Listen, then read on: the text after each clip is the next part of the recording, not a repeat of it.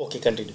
तो floor division में क्या है कि अगर हम फ्लोर डिवीज़न 5 फ्लोर डिवीज़न लगाएंगे and the two, the value will be the two only.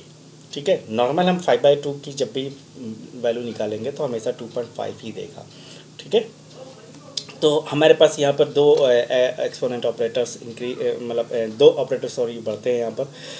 Modulus तक तो सभी लोग जानते हैं, फिर एक्सपोनेंट और फ्लोर डिवीज़न मैंने आपको बता दिया कि इनमें क्या फ़र्क है। आप चाहे तो मेरा सिंपली क्या कहते हैं, आप एग्जांपल्स के थ्रू, इसके जो मैंने साइड में दे रखा है एग्जांपल्स, आप एग्जांपल्स को देख सकते हैं।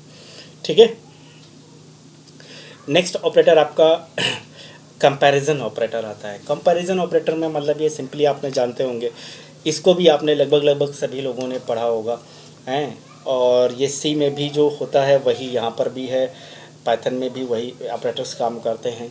ठीक है, मे भी हो सकता है कि इसमें एक से दो मतलब ऑपरेटर बढ़ सकते हैं, लेकिन कॉमनली जो हमने पढ़े हैं वो हम बात कर रहे हैं। तो हमने यहाँ पर एक जो होता है वो होता है इक्वलिटी या इक्विटी ऑपरेटर्स कहते हैं, इक्वल।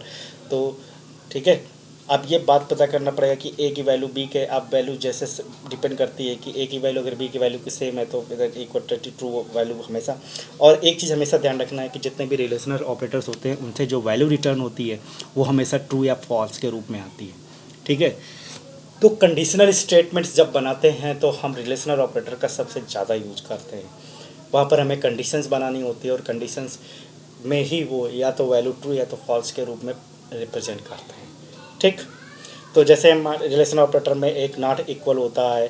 ठीक है, और to operate not equal to then condition become the true, यानी अगर दोनों एक दूसरे पर टच कर रहे हैं तो मतलब क्या कहते हैं, then greater than, less than, greater equal, less equal.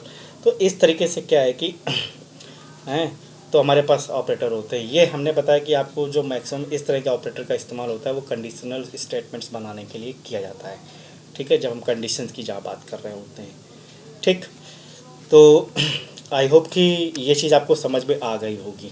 अभी हमने यहाँ पर केवल दो ही ऑपरेटर्स को डिस्कस किया है, एक हमारा अर्थमेटिक ऑपरेटर हो गया और दूसरा हमारा रिलेशनल हो गया। तो क्योंकि इनमें हमने ज़्यादा टाइम इसलिए वेस्ट नहीं किया है क्योंकि आप जो भी प्रोग्रामिंग लैंग्वेज कुछ ना कोई आप पढ़ रखे होंगे तो उसमें वो ऑपरेटर वही काम कर रहे हैं। ठीक है, जो आपने उस प्रोग्रामिंग लैंग्वेज में देखा है। ठीक है, तो आई होप कि ये कॉन्सेप्ट आपको समझ में आया होगा, ये सेशन आपके लिए सबसे बेस्ट रहा होगा। ठीक है, अगर फिर भी आपको कोई किसी में भी कोई प्रॉब्लम आपको समझ में आती है तो आप मेरे व्हाट्सएप नंबर पे मुझे अपनी रिलेटेड प्रॉब्लम या जो भी आपको कोई कॉन्सेप्ट समझ में नहीं आ रहा है तो आप मुझे मेरे व्हाट्सएप नंबर पे अपना कॉन्सेप्ट भेज सकते हैं। ठीक है, और आई होप कि मैं उसको पूरी कोशिश करूँगा कि वो जल्द से जल्द सॉल्व हो जाए। So I so